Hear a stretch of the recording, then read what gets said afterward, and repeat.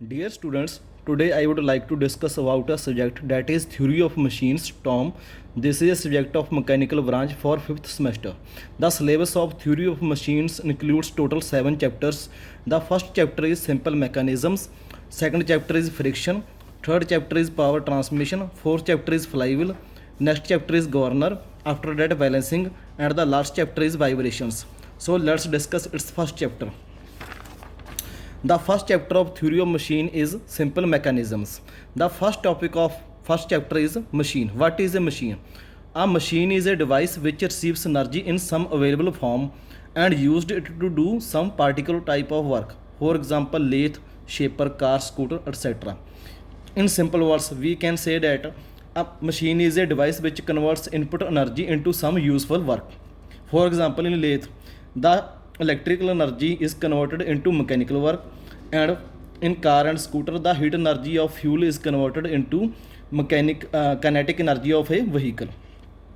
ਆਪਾਂ simple words 'ਚ ਕਹਿ ਸਕਦੇ ਹਾਂ ਮਸ਼ੀਨ ਇੱਕ ਡਿਵਾਈਸ ਹੁੰਦਾ ਹੈ ਜਿਹੜਾ ਇਨਪੁਟ એનર્ਜੀ ਨੂੰ ਸਮ ਆਊਟਪੁੱਟ ਵਰਕ ਦੇ ਵਿੱਚ ਕਨਵਰਟ ਕਰਦਾ ਹੈ. The next topic is theory of machines. What is theory of machine? It is defined as the branch of engineering science which deals with the study of relative motion between the various parts of a machine and the forces which acts upon them. ਆਪਾਂ ਕਹਿ ਸਕਦੇ ਹਾਂ simple words ਦੇ ਵਿੱਚ theory of machine ਦੇ ਵਿੱਚ ਆਪਾਂ ਕੀ discuss ਕਰਨਾ ਹੈ? Relative motion between the various parts of machine ਤੇ ਫੋਰਸਸ ਜਿਹੜੀਆਂ ਅਲੱਗ-ਅਲੱਗ ਪਾਰਟਸ ਦੇ ਉੱਤੇ ਲੱਗ ਰਹੀਆਂ ਨੇ. Next topic is branches of theory of machines. There are two branches of theory of machines. First is kinematics and second is dynamics. Dynamics is further divided into two categories. First is statics, next is kinetics. So let's discuss its in detail. ਆਪਾਂ detail ਦੇ ਵਿੱਚ discuss ਕਰਨਾ ਕੀ ਹੁੰਦਾ.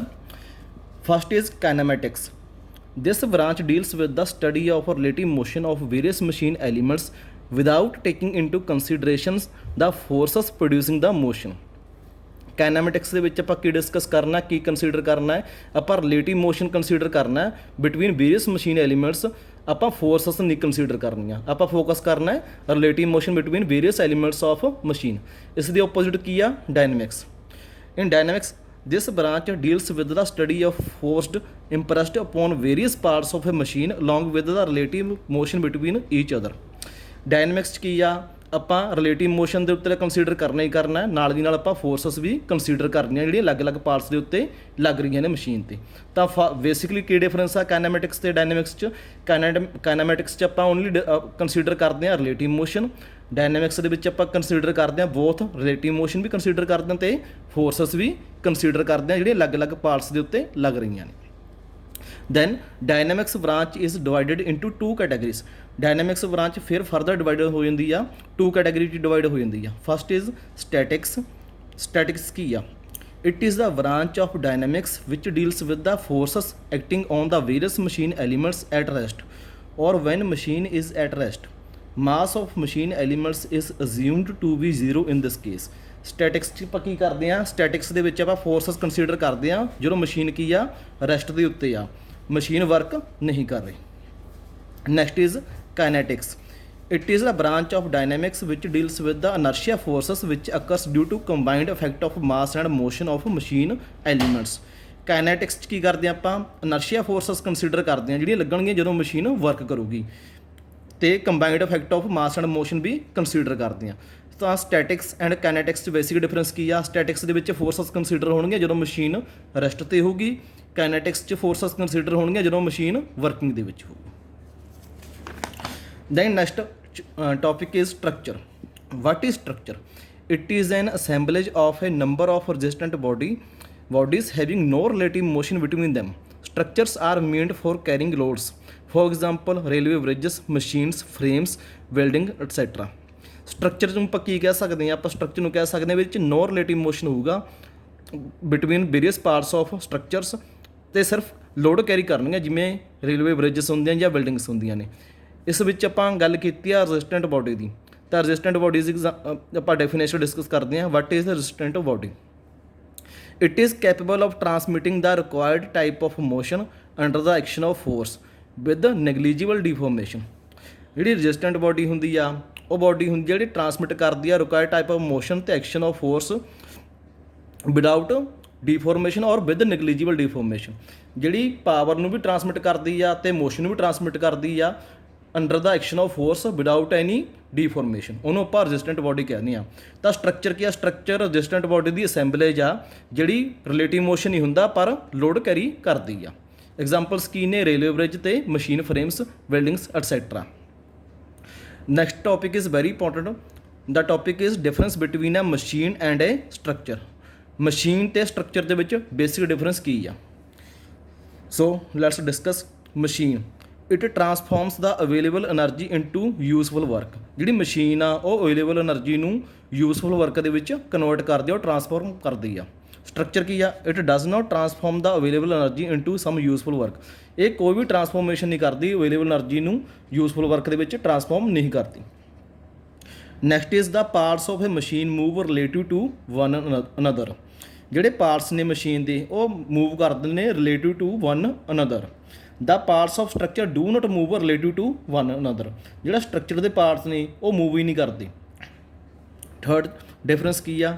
Links of a machine may transmit both power and motion. Links ਕੀ transmit ਕਰਦੇ ਨੇ? Power ਵੀ ਕਰਦੇ ਨੇ ਤੇ ਮੋਸ਼ਨ ਵੀ ਟਰਾਂਸਮਿਟ ਕਰਦੇ ਨੇ। ਇਸ ਦੇ opposite in structure members of a structures are carrying loads only. Structure ਦੇ ਵਿੱਚ ਕੋਈ ਲੋਡ ਤੇ ਪਾਵਰ ਤੇ ਫੋਰਸ ਟਰਾਂਸਮਿਟ ਨਹੀਂ ਹੋਣੀ, ਸਿਰਫ ਕੀ ਹੋਣਾ? ਲੋਡ ਕੈਰਿੰਗ ਕਰਨਾ ਸਟਰਕਚਰ ਨੇ। ਮਸ਼ੀਨ ਦੀ ਐਗਜ਼ਾਮਪਲਸ ਕੀ ਨੇ? Scooter, car, lathe, shaper etcetera are the examples of machine. Railway bridge, machine frame, welding etc. are the example of structure. Then next topic is link or element. What is a link or element? It is defined as each part of a machine which moves relative to some other part is known as link.